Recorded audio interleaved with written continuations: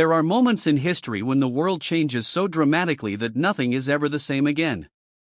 In sports, in technology, in art, and yes, in martial arts, there are those rare individuals who rewrite the rulebook, break down traditions, and set new standards for generations to follow. In the world of combat, that moment came in the 1960s and 70s, and the man at the center of it all was Bruce Lee. Before Bruce stepped into the public eye, martial arts was a mysterious and exotic practice for most of the world outside Asia. Even in the East, many styles were locked in rigid traditions, with techniques passed down in the same way for centuries. But Bruce Lee walked in like a storm, fearless, sharp-minded, incredibly fast, and determined to break free from the limitations that others blindly followed.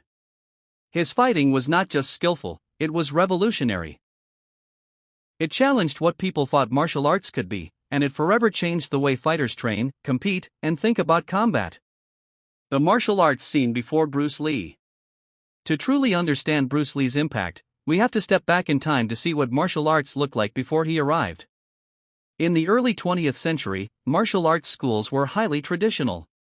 Karate in Japan was taught in strict patterns, called kata, with students spending years perfecting movements that were often never tested in a real fight. In China, Kung Fu was deeply tied to cultural and family traditions, with secret techniques passed down within certain clans. In the West, the average person's exposure to martial arts came mostly through judo exhibitions, boxing matches, or military hand-to-hand combat training.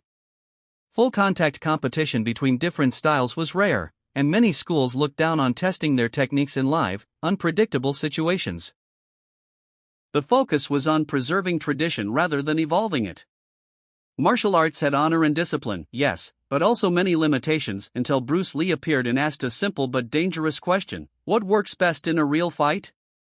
The birth of a new fighting philosophy. Bruce Lee's approach to martial arts was not about showing loyalty to a single style, it was about seeking truth. From his early days in Wing Chun training under Ip Man in Hong Kong, Bruce already had a restless mind. Wing Chun gave him a foundation in close-range combat, quick punches, and economy of movement, but he refused to be chained to one way of fighting. When Bruce moved to America, he was exposed to boxing, fencing, judo, and wrestling. He saw that each style had its strengths, but also its weaknesses. Why, he wondered, should a fighter restrict themselves to one toolbox when they could borrow the best tools from many? This questioning led to the birth of Jeet Kune Do, a martial arts philosophy rather than a rigid style. Jeet Kune Do emphasized directness, efficiency, and adaptability. It wasn't about memorizing forms, it was about becoming a complete fig.